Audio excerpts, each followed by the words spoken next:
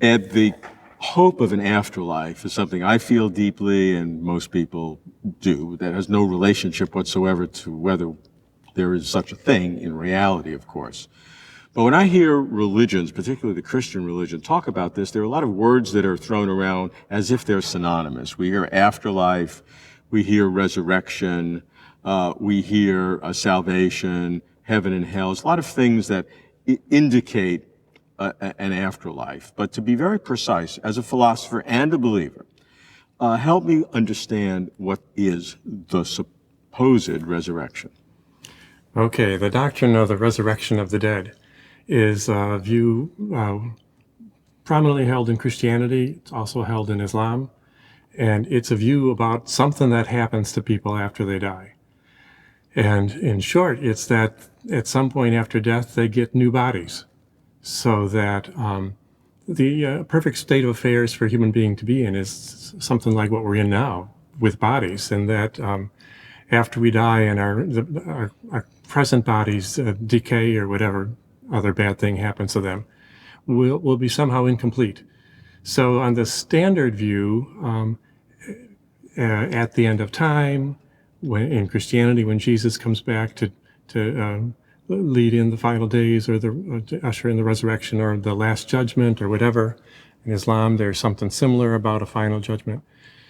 People who've died get new bodies, and the body is it should be clear that I don't think there's good philosophical arguments for this. The philosophical questions are, what sense can we make of the religious doctrines? Are there insuperable obstacles to believing something like this? In the case of Christianity, the doctrine of the resurrection of the body is inspired by various passages from the Apostle Paul about the body is sown corruptible, raised incorruptible. The resurrection body emerges from the original body as somehow the original one was a seed for the final one. So all of those are kind of hints that if our current bodies are corruptible, subject to disease and so on, subject to doing wrong, the new body is somehow going to be incorruptible. It's going to be free from sin, and in some other ways amazing. Sometimes the parallel is drawn between what the body of Jesus was after he rose again from the dead, where his body evidently was mysterious and special in some ways, able to move around in ways that were undetected, able to get into locked rooms, kind of dazzling perhaps in some ways that scared some of the first people that saw him. So, but he still ate and had a wound in his side. Had wounds, and the new body was somehow, in some important way, related to the original body. Okay, just to be precise, though, when we're talking about a resurrection, that's not the same thing as an afterlife, because some people believe as soon as you die, your soul or whatever has a continued consciousness. Yeah. I mean, I don't think there's a lot of evidence. I don't really see any evidence for that, although some people claim they have some evidence. But the two distinct kinds of things, they both lead to some kind of an existence after you die, but they're two radically different kinds. Right. So what happens exactly immediately after someone dies? Is there anything going on between the time of your death and the time of the final resurrection? On some views, people are pretty much conscious, and some theologians call that the intermediate state. There's something going on that somehow it's minds or souls that survive. Disembodied. And there's a hint of that again in the writings of the Apostle Paul when he writes something to die is to be naked without the body. Like he's going to be there, but it's going to maybe be a little cold because he's not wrapped up in his body. Other people use the term soul sleep. They think somehow you continue to exist, but you might not be doing any thinking. I might not be aware of anything. It might just seem to you as though it was an instant instead of however many years it really was. Between the time you die and the general resurrection. And the resurrection, right. So people die at different times, obviously. Right. So if there's anything in an afterlife, that would occur at all different times whenever somebody died. Right. But when we're talking about the resurrection of general resurrection of the dead, that supposedly all happens at the same time, I think, right? Right. I think that's how I understand the doctrine. So you have an afterlife which may or may not occur, happening at all different times, and then at some given time, whether 1 year in the future or a trillion years in the future, sometime everybody would be resurrected to, happiness or unhappiness or Right. whatever. Right.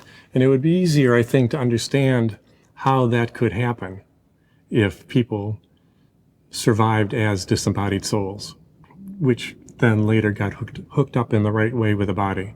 So I think much harder to see how that could happen if we don't have immaterial souls, if there's no way in which we exist during that period of time. Well, I mean, no matter which way you go, there's going to be a lot of problems because obviously this is not going to happen naturally. By definition, this whole thing is unnatural or spiritual or immaterial. It has to be. There has to be some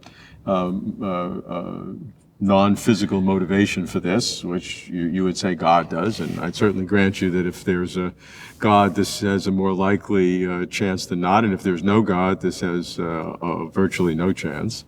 That certainly seems logical. And the question then how God will do this is the next question. And you're saying that to have a soul will help. Certainly if God recreates the body, he could create 1,000 bodies that are exactly the same. I mean, you could have multiple versions. So a lot of issues. Right, a lot of conceptual issues. And I completely agree. It's not the kind of thing that would be likely or remotely likely to happen were there not a God who was involved and who wanted it to happen. I think if we are souls, they wouldn't survive unless God kept them in existence. And if we get resurrection bodies at some point, that wouldn't happen without God doing some kind of miraculous thing at that time. The fact that there's virtually no evidence, I would think no evidence at all, but I'll give you virtually no evidence for any communication between those people who have died and who the claim is would have an afterlife. Since we all agree there's no general resurrection yet, the contention may be is there an afterlife? Is this intermediary state? That there's no been communication that doesn't bother you. That would not have to be there. It doesn't bother me that there's no communication from people who've already died. I guess it's because I don't think I have any arguments in favor of survival of death, apart from religious considerations, apart from religious views, and which are not. For the most part, I don't go around looking for evidence to support them. As you maybe know, there was a big movement among philosophers, especially British philosophers in the 1920s, to do psychical research, attempting to find communications from people who had died.